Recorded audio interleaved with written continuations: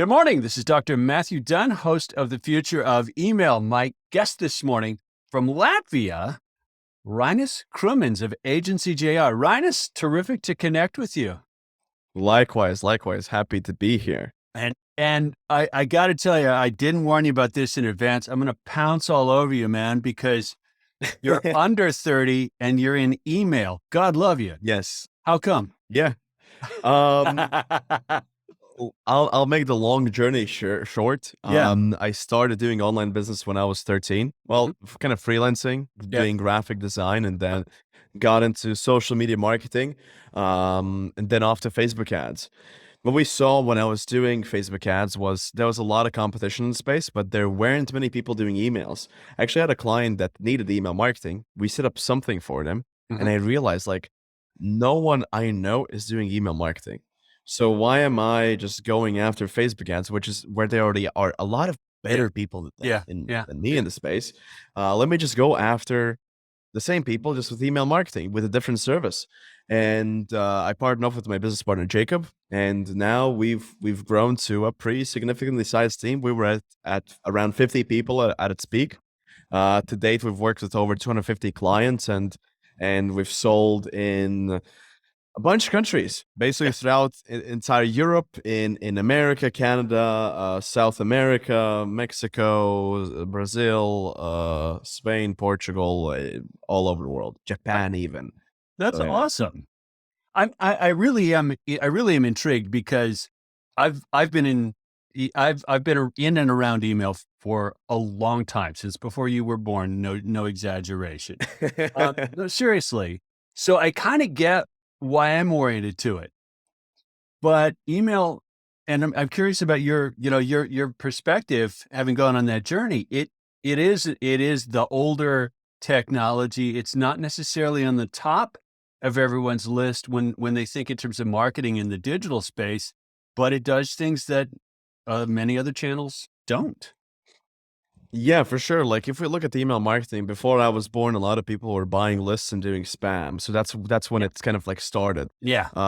Then Can Spam Act, etc., that got shut down. And then email was looked at as this like old school method. There were still affiliates and people like using it. Yeah. And then I think around like 2005, 2007, people were discrediting emails. Like it's dead, it's gone. Like no one uses email. We're going on to the next thing. But it's the same thing as, I guess, in the previous century with direct mail, where there are different communication channels. Obviously, you have TV and radio, but you still have, people will open their mailboxes. They will get letters, and if you do it right, people will still buy. It's another marketing channel, and especially right now with what's happening with iOS 14.5, iOS 15, you need to be omnipresent. You need to be in multiple marketing channels. So email is one of them. SMS is another one of them, and that will supplement what you do on paid media, because email is, when people say it's free, it's not really 100% free, but what they mean is you don't have to pay per click. You don't have to pay per impression. You have your email list, you pay for that once a month, and you can send them, message them, whatever you want, right? Whereas with Facebook, you have guidelines, you have restrictions, your ad account gets shut down. Email is something that can help make you more money, so then you can spend more on ads and generate more sales, or hire another person, have them, create better content for paid advertisement, and just increase the earning level of your business, really. Because email is a supportive marketing mechanism. It amplifies everything else you do. Amplifies everything. Well, and I'd feedback what you just said, and I've thought and wrote about this a fair amount. It's partially market structure. Facebook, as you mentioned, you were in that space, social media more broadly. Someone owns the channel, the contact, frequently the standards, the mechanisms, and the control. Ultimately, search, which I haven't had a guest to talk about SEO yet. That'd be an interesting point of comparison. But for lack of a better word, Google colonized the web quite a while back, and you pay the piper to get your website found. And that's not true. There's no gatekeeper really parked on the front of email. There are there are some controls, and we can talk about spam a bit, but if your customer says, yeah, I want to hear from you, then you Yeah. go, okay, I'll send you an email. We're done. Right. Yeah. It's Yeah. really Yeah. Yeah. different. Yeah, Um, for sure. was it a bit of an aha? I mean, I'm making the generational inquiry again. Was it a bit of an aha to say, wait a minute, there's more to this old school channel than I might have thought? Yeah, yeah. It all started with a wallet brand, and for them, this is kind of ironic. So one part I skipped out on was chatbots. I was also doing chatbots and congruence with Facebook ads, with ManyChat when it really got started. And what everyone was saying in chatbot space is like email marketing is going to be dead. So I had no I had like I didn't really know email marketing existed before I got into chatbot space, because then Mhm. people drew attention about how bad email is, how bad SMS is, and the chatbots are going to be the next big thing because higher open rates, yada yada yada yada. And from there, one of our clients needed emails, and they knew that I was talented. I could get along with like new skills and set things up, and I decided to take the opportunity, and I did. And after just going through a couple of YouTube videos and courses initially, basically made them like 7K the first month. And they were doing like maybe 60-ish K, which is like, okay, right? There's something here. It's not an insane amount of money, but for like a week of training and then going in and Move the dial. writing emails and setting up. Yeah. I mean, obviously I did have some copywriting experience beforehand, and that helped, but that was kind of like, there's like people are going to buy from email. It's not dead, because if it was dead, there would be like maybe 1, 2 sales and that's it.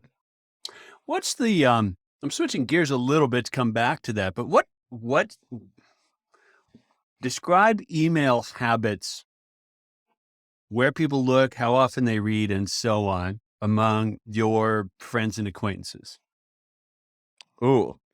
I would say that I wouldn't be able to say, because I don't really talk about them about the emails. I typically look at the data we see.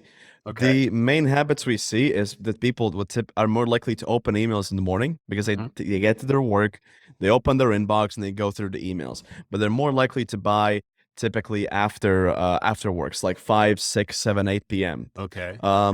What we've seen, this is just a bit of a twist and a turn. I was talking to Mattas from Sugatan Agency, and what they found, what worked, sending them at the something switched up. Your mic Um, just switched up. sending Yeah. back. What works really very well for them is sending emails at the peak sales hour. So if, let's say, you typically see on Saturdays 12 p.m. you peak sales, you send the emails at that time, because people are more likely to possibly be on their phones, yada Mhm. yada yada. Mhm. But going back to the habits, those are the main ones we see. I This is not really an email habit, but more of an SMS habit. Um, I was on a panel with Clavio, and they had a data point, which I'm not sure they've released yet. I think they're going to be releasing it later in November. But they said that people who, after a survey for SMS subscribers, people are only subscribed to 4 to 5 SMS lists. With emails, you have a lot more. And this means people on email, they're more open to offers. They're just looking at the brands they know and seeing what kind of offers they have. Obviously, you have some people who haven't opted in, and like for them, they might delete your emails, they might unsubscribe. Yeah, those are my main behavioral patterns that I've noticed. It's not too in depth, because we primarily are more looking at the data. At the end of the day, your buyer's going to be different. If I look at my friends and my acquaintances, Yeah. they might not be my ideal buyer, so it might not be the most relevant information. Yeah. What I've noticed, and I talked with a previous guest about this a bit, in the States at least. And I watched my sons live through this. Um, you'll rarely find a 13 or 14-year-old who doesn't have a smartphone these days. Okay, doesn't mean they have an email account, but there's an on ramp here around the end of the high school period, 17, 18 in the States, and if they're college bound or something else post high school, all of a sudden email starts to matter. It's like it's still such a pervasive tool in the workplace Mhm. that there's a point where you can't duck Yeah. dealing with email. You can't say, email, I don't need that. Yeah, you're going to end up using it. Yes, because like, look, the question is, how do you log into anything? Mm-hmm. It is your email. Mm-hmm. So everyone, like, even if you have an iPhone, Yeah. to just get an iCloud account, you need an email. Yeah. To log into YouTube, you need an email. You need an Social media, you need email. So if you're advertising to them, Yeah. they have an email. Yeah, they have an email. Yeah. And yeah, and they check it, right? For better or worse. yeah. Yeah, they check Like, it look, not all the time. kids. Yeah, kids don't, because I have a little sister as well. For them, I needed to create an email account. They're never gonna check it. They are gonna check social media and everything. But as you said, as later down the line, Yeah. maybe even you just start buying stuff online. Yeah. You start to get emails in, and like, you might start with brands you really, really love, you really enjoy. Yeah. So then you just check for some offers they might have. Yeah. And then there might be a brand maybe that you checked out once, abandoned a checkout with, and they start sending you emails. There's another one. Then you have colleges, you have schoolwork, you have, you're sharing documents between you and your friends. And then obviously you're an active user of your email account all of a sudden. All of a sudden. It's something just ingrained in the infrastructure. Yeah. Well, one of the things about the set of technologies that make the internet work is for better or worse, we did not put an identity layer in the internet. Like, we didn't. And email is the closest to the de facto identity layer that stays reasonably in the control of the individual. So as you said, logins, receipts, transaction confirmations, shipping notifications, all of that stuff, right? That's the go-to channel. It does have a baby brother or a competitor now, and you already mentioned it. And I did want to talk to you about it because I know you've got expertise. You and your partners have expertise in this area, and that's SMS. You did a case study recently, if I recall right, with a partner about email, SMS, and how they're complementary, right? Oh yes, 100%. It's the same thing as Google and Facebook. You can call them competitors, but they're really not, because the people who purchase from you, some people are going to be more avid email checkers, some people are going to check their SMS. The same thing with your social media strategy. You might have a Facebook ad, they might see your ad, but then they go to the search, they type in your brand's name, they type in your product's name, and then if you have an ad there or you have good SEO, you're going to show up as a search result. Yeah. Yes. So it is a complementary tool. We had a client that we were doing email marketing for, and just through abandoned checkout, just through the pop-up, we collected around 50,000 phone numbers, and all of a sudden, like, that's not a channel we can use, and that's especially important for big sales, Black Friday, Cyber Monday, and just everything in general. What we typically see how we leverage email and SMS is, if we typically send around 12 email newsletters a month, with SMS it might be like once a week or twice a month. It's a lot less frequent, but it's more hard hitting. It's when we have that cool angle. It's when something happens in the world and we can take advantage of that and turn it into like a quick advertisement, because an SMS is going to be like a message this long, right? So it's primarily just going to be a pitch, and people don't want to be pitched all the time. So we just leave it towards more important causes, more important goals. So when we need to talk about a bigger sale, when there is a really good angle, like for example, the Will Smith slap. I saw brands sending out a gift with the slap, and then just like, we slapped 15% off the brand. Cool, right? You kind of make your customers laugh and you get them in the store. That's kind of how we leverage SMS. With email, it's a lot more broad, where we can, for example, give like 3 tips on how to, for example, 3 best mountains to ski on, and then you can have those mountains, and at the bottom of the email, you can tell them, hey, look, if you're gonna go skiing, you need to wear, let's say, protective gear. You need to wear skiing equipment. These are, for example, this is the jacket you need, the helmet you need, etc., etc. You can be a lot broader, more valuable, and you can send emails more frequently. You hit on it briefly, and I want to go back to it. um, Mhm. in part to explore practices in the multiple markets that you work in. Um, SMS versus MMS. Okay, SMS text only, not visual. MMS mostly North America, if I'm not mistaken. Correct. Yeah. So one of the gating factors for SMS marketing to me, and a very big one, is that it's not visual. It's textual, Yeah. right? Show me a picture Um, of a mountain. That's one thing. Talk about a mountain or write about a mountain. It's a different thing, different reaction. yeah, I would say we typically send out MMS. I do have to say in Europe we don't do SMS at all at the moment. Primarily because it's very complex to do it. Yeah. Regulations change country by country, Yeah. and regulations are very, very strict on SMS. Because Okay. giving out a phone number Yeah. feels like you're giving out your social security number. Yeah. It's a lot more private than Yeah. an email. Because an Yeah. email, it's a lot easier to change. You can have multiple email addresses. Yeah. With SMS, it's more valuable to a person. Yeah. So, Yeah. but in Europe, it is a lot more difficult to send out text messages because Yeah. if you look at tools, Yeah. you really don't have much support in terms of the tools. So Interesting. we primarily keep it for the US US because market. there, yeah, we might look into Europe, but then we have to go country by country and find personalized solutions. Yeah. And really, in Europe, a more powerful tool is WhatsApp.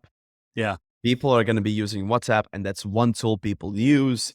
Regulations, I'm not too sure. I know there are tools that use it. However, WhatsApp, from what I've heard from people that I know run SMS marketing companies, it gets very expensive. Yeah. So then, that's something we're going to be looking into right now. Our hands are full with emails and SMS right now. Well, WhatsApp, we're right back to where we started though, because WhatsApp owned by Facebook, right? Yeah. So we're right back to a gatekeeper. And if it's an effective marketing channel, you'll end up paying the gatekeeper. Yeah, for sure. Like, look, as I said, I was doing chatbots, and ManyChat looked like a great opportunity for you to do marketing messages. Yeah. And I stopped and I switched to email right before Facebook really eliminated it. Yeah. Yeah. ManyChat is good, and chatbots are good for lead gen, but that's really all they're good for. Hmm. Anything else, and like you can't really send out messages en masse. You kind of can, but you can't. Regulations are like from Facebook side, they're very, very strict. It's I don't know how easy it is to get banned, but just from what I know, I'd say if you want to do aggressive marketing, it Yeah. sounds like Yeah. it might be easier for you to get banned. Yeah. Trying to kind of like bypass some of their systems. But yeah, with email, I have a lot more freedom. Yeah. Interesting. So WhatsApp, you pretty much expect someone that you meet within the next week to have a WhatsApp address? Oh yeah. In Europe, everyone has a WhatsApp account. I know in America, you use iMessage. In Europe, everybody. Like Yeah. I mean, if you come to Europe, like come to a conference in Europe, Yeah. the group chats, people talking, they're either going to be Telegram. Telegram's getting more popular, but Yes. most of the times it's WhatsApp. Like if I have opened up my WhatsApp account, we just have a bunch of groups with our friends just communicating. I have even client chats here, just like it's just a lot of group chats. Interesting. And everybody talks on WhatsApp here. Yeah. Interesting. I mean, there's some fascinating history to how the different geographic markets sort of morphed and evolved and ended up with such differing habits. Because as you said, States, WhatsApp account rare. Like I have Signal, Telegram, but I'm a geek. I'm an early adopter, so that doesn't count. Yeah. And then iMessage, we've got this strange coexistence riding on the top of SMS in the phone number of your Apple Messages friends and then your green bubble Android friends, and the two don't really play along very nicely together. Yeah. And for marketers, it makes texting a slightly bizarre channel because it's not super predictable, that you can't really say what kind of device someone has. It's expensive, and I know it's even more expensive if you can find a region in Europe to SMS. So I think I see a lot of friction on messaging channels that makes it unlikely that they'll completely supplant email. And I think you'd probably agree Yeah. with me. Yeah, it's a different marketing channel. Again, it's like saying Google will replace Facebook. Yeah. Yeah. Not Yeah. necessarily. You know, they're different. It's one thing that's a fun fact about email. Sorry, SMS. A lot of people say SMS has 97% open rate. Bullshit. You cannot track open rate on SMS. Like just like Right. if I had to give you a mechanism on how you track open rate for SMS, you don't. You don't. There is none. Yeah. Yeah. On emails, you have a pixel, right? Yeah.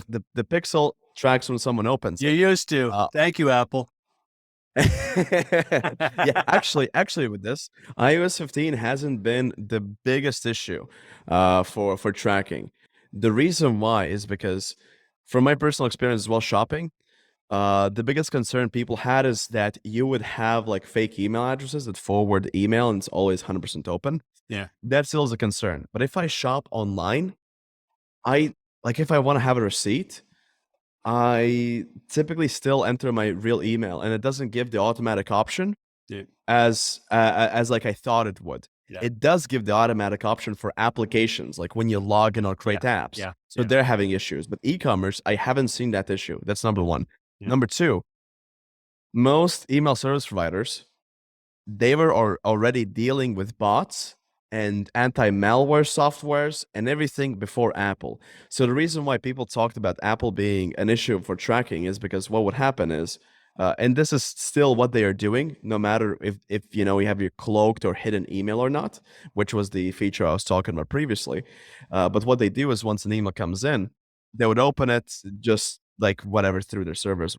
I don't remember the technicalities. Sorry, yeah, they would use a cloaked email and then forward it to you. That was a feature I was talking about previously. Yeah. But when you receive it in your inbox, it would still be open just so you couldn't track the IP or where their location is and whatever. Yeah.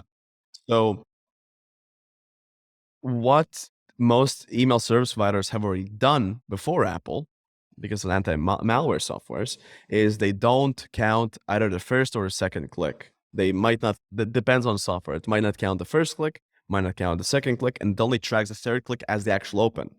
Because first clicks, they already know it's going to be some software. Yeah. So then tracking isn't as bad. It definitely wasn't good. But look, this means that previously email marketing tracking wasn't good neither. So it was never good. Like clicks have been always a thing you can always count on because you for sure know they have clicked. Maybe, you know, it might be a robot clicking the email. So just to check where it takes you. But open rates have never been the most accurate thing. They haven't. And then you know, MPP and earlier on 2012, I believe, Google Image Proxy, like the pixel mechanism as a measure of opens was always a bit suspect. And my contention is that measuring opens as an absolute was dumb. It's a statistics issue anyway, but leave that one aside. Yeah. The ball that we keep chasing there, though, is that to invest in marketing, it helps to have feedback mechanisms that tells you what's working and what's not. But those feedback mechanisms frequently are frequently open to abuse, right? Knowing too much or being too invasive. So we end up with regulations or gatekeepers locking down what you can do. So we keep looking for new measurement mechanisms so that we're not just blindly broadcasting. It's a funny process. And I know you work in a lot of domains where privacy laws are stricter. US privacy laws, not as strict, at least for now. Seems to be changing a bit. I don't think we'll ever stop kind of chasing that rabbit to try to do the job of marketing for a business. Yeah. It's an interesting puzzle. Is there an equivalent? Sure. I mean, is there an equivalent challenge in messaging, like in WhatsApp, which you mentioned? If you market through that channel, like what kind of feedback mechanisms do you have? I wouldn't know at the moment. I haven't tried WhatsApp. It's something I know there was a company, Snook, something like that, a German company that does it very successfully. Like if you find them on LinkedIn, they're going to be all over their WhatsApp messaging and how they do it, their case studies, etc., etc. Yeah. But I don't know. Okay. Interesting. We'll stick with email for the time being. Yeah. at least you can move and navigate there. Back to email more. Then you have focused on for a while on e-commerce companies, correct? That's right. Kind of a natural fit, e-com and email. How Yeah. come? Like, look, just a flow. Like if someone's gonna go to the site, they need to go to the checkout, they need to enter their email for the receipt, for the Yeah. order confirmation. Yeah. So it's just natural to use email there. But we also use email for info products and softwares. So those are kind of like they're smaller segments of clientele we work with. Mhm. But I guess everything online, it's like having a real house address where you're gonna, get your packages, get your mail to. Yeah. That's your email address. Yeah. Obviously, you can ask for a phone number, Yeah. but we're like just socially, we're just ingrained just to put our email address as like the main thing, like through logins, through everything, etc., etc. Yeah. Yeah. That'll be my answer. It's just like the way the internet has been built.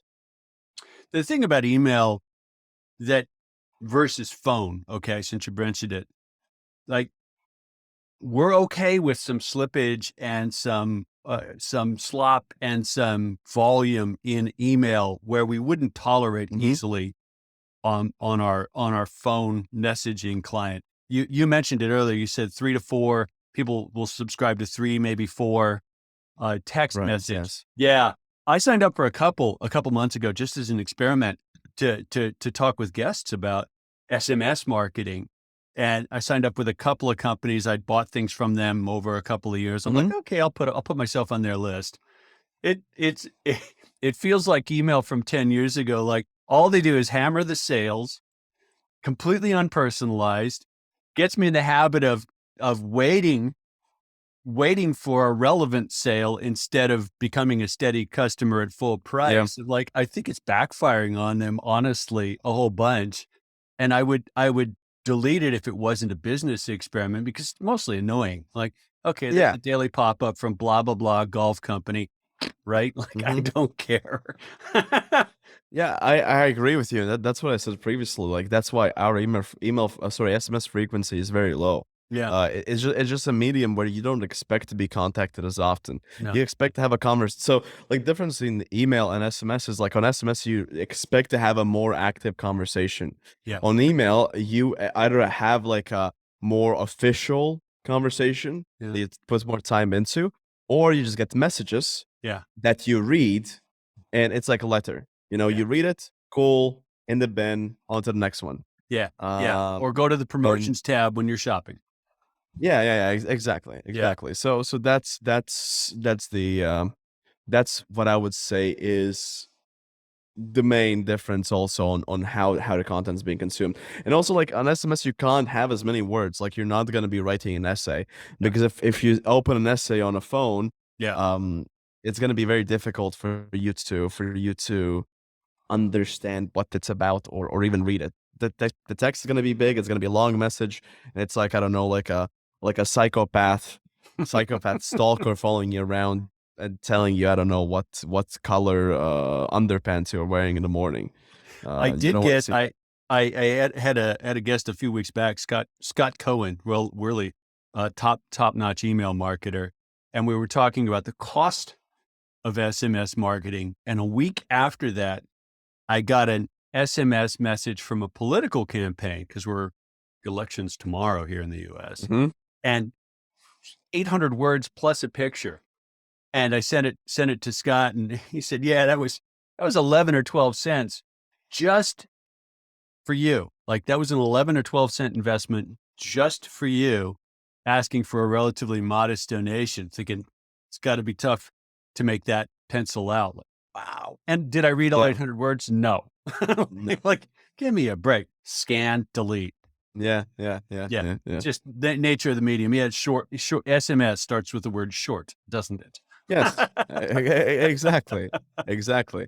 Like that's the biggest mistake people make with these kind of platforms. You don't want to sell in a message. You want to sell the click. You want to get people to click. You Yeah. want to get people to go to the landing page. Yeah. Because Yeah. if sometimes we have done tests between long form copy and short form copy. I do think long form has a place, so don't eliminate it entirely. Yeah. But if you use long form, it doesn't have to be a long form just to be a long form. Right. Its goal is to sell the click at the end of the day, because people are not going to be entering their credit card details or even giving you a donation on a text message.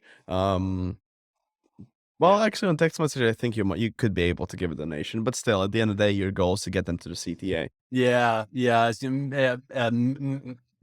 It might happen a little bit, but it's a really edge case thing. Like in theory, if you were a company that had really good penetration with an app, you could do the deep click thing where the text launched your app. But I wouldn't bank on that, or I don't think I would invest in it. It's just we're a little too protective right now. It might be a good idea for retention, but that's where most people mess up, and they don't use these platforms properly. These platforms used for retention.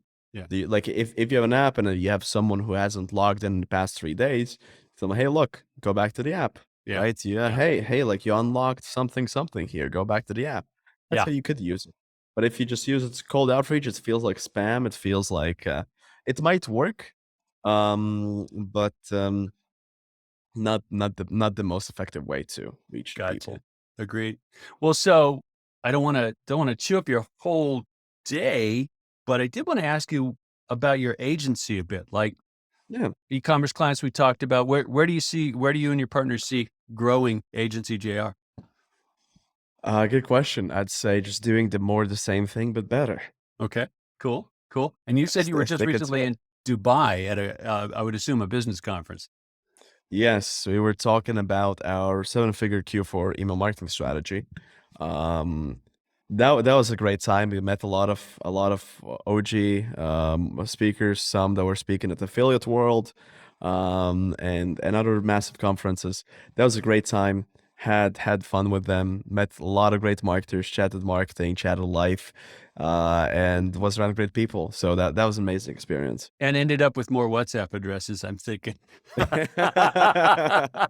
yeah. For sure. You like one incredibly useful thing I got out of this. I've got to dust off my WhatsApp account if I'm gonna if I'm gonna connect with more people outside the States. Yes. If you come to Europe, if you come to Dubai, I think even Korea, like everyone's on WhatsApp. Everybody. America is, I think, from my perspective, I believe it's kind of like an outlier. Yeah. You are starting to use more like Telegram, though. I see a lot of Americans hopping on Telegram. Telegram and Signal's got some take up as well, but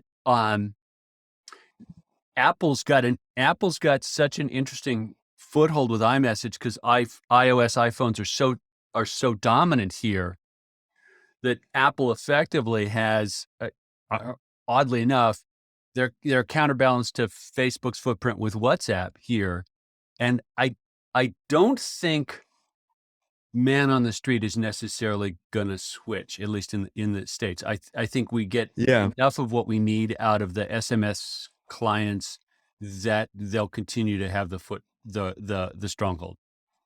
Yeah, I actually Googled this. 72% of smartphones in Europe are Android. Right. And in the US, I don't find clear data. I need to dig a bit more. Well, judging, if you look at 54%, 54%. iOS. I was going to say over 50% because litmus measures about email opens validate that over and over. And I realize you can have a Gmail client on an iPhone, but leave that aside. 54%, interesting. And the economic, sort of the economic value of the 54% is higher than 54%. Right? Oh yeah. More expensive 100%. Device typically. Apple chews up something like 80% of the profit in the mobile market, even though they have that percentage penetration, because like they've just done a beautiful job putting the pieces together and grabbing the profitable high end. So yeah, high end customers getting into over. Yeah, for sure. Wait, which do you use? Android or iPhone? I'm on iOS. I love. When I was on Android, I wanted to switch to iOS. Look, actually, fun fact, I got into business because I wanted to buy an iPhone 6. There you go. Yeah, I get it.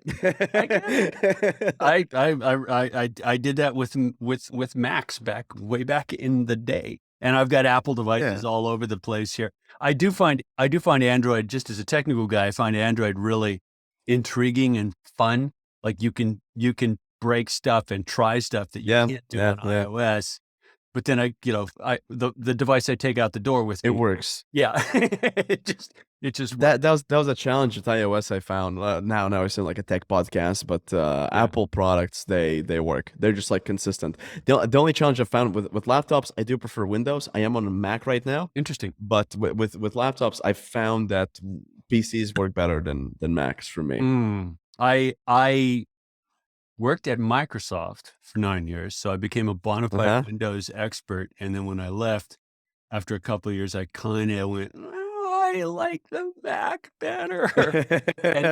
And now it's interesting looking at the division there, because the fact that a Mac is fundamentally a Unix workstation, like there's some sort of super geeky reasons that I find the Mac likable and Windows annoys me, which is like you wouldn't think that, but oh well. Well, we did get to wander all over the field, but what a good Yes. conversation and very educational for me. I love having a glimpse into a completely different market. This webcam is just annoying. It will not stay focused. Um, if someone says, "Ooh, we need to talk to these guys," where do they hunt you down? AgencyJR.com/call. So agency is an agency, Yep, J as in Jacob, R as in Reinis.com/call. You'll find me there. there you go. Well, Reinis, it's been a delight. Thank you for making the time. Yeah, thank you for having me. We're out. All right.